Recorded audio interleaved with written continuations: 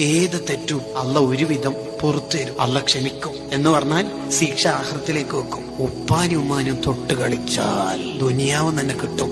ഹാക്കിം ഇമാമിന്റെ മുസ്തദറക്കിൽ ഉദ്ധരിക്കുന്നതാണ്. ഉമ്മയില്ലാത്ത പോരങ്ങ് ആലോചിച്ച് നോക്കി. ഉമ്മയില്ലാത്ത വീട്, ഉമ്മാന്ന് വിളിക്കാൻ പറ്റിയ ഒരാൾ പോരക്കുണ്ടാവൽ എത്ര വലിയ നിയമത്താണ്. ഉമ്മയില്ലെങ്കിൽ ആ പൊരയില് AC, അടിപൊളി ബാത്റൂം, കുറെ മാർബിൾ, ഗ്രാനൈറ്റ്, ഇതിനെ കൊണ്ടങ്ങ് കാര്യം. ഉമ്മാന്റെ മുഖം നോക്കിയാൽ തന്നെ സ്വർഗല്ലേ. ഉമ്മാന്റെ മുഖത്ത് നോക്കി അജുമ്രം ചെയ്ത കൂലിയല്ലേ. ആ ഉമ്മയില്ലെങ്കിൽ തീർന്നില്ലേ നമ്മളെ വീടിനെന്ത് പ്രകാശമുള്ളത്. അവര് കുറെ കാലം നമുക്ക് വേണം. ഉപ്പന്റെ ഉമ്മന്റെ പൊരുത്തമാണ്.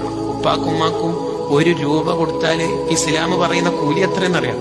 1,00,000 രൂപ കൊടുത്ത കൂലിയാ. 1,00,000 ഇരട്ടി പ്രതിഫല ഉപ്പാക്കുമ്മാക്ക് സ്വതക്ക ചെയ്താൽ. അങ്ങനെ ആരും ഉണ്ടാവുമോ ലോകത്ത്? ആ സ്വർഗവാതിലുകളെ നമ്മളെപ്പോഴും പരിരക്ഷിക്കണം. ഉമ്മാനെ കുറിച്ചിട്ടുള്ള വയല് ഉമ്മ മരിച്ചതിന് ശേഷം കേട്ടിട്ട് യൂട്യൂബ് പ്രഭാഷണം കേട്ടിട്ട് കരീനേക്കാൾ നല്ലത് ഉമ്മ ഉള്ള കാലത്ത് ഉമ്മാനെ ചിരിപ്പിക്കേണ്ടത്. അങ്ങനെ ഉപ്പാന്റെ ഉമ്മാന്റെ പൊരുത്തുള്ള നല്ല മക്കളാവണം.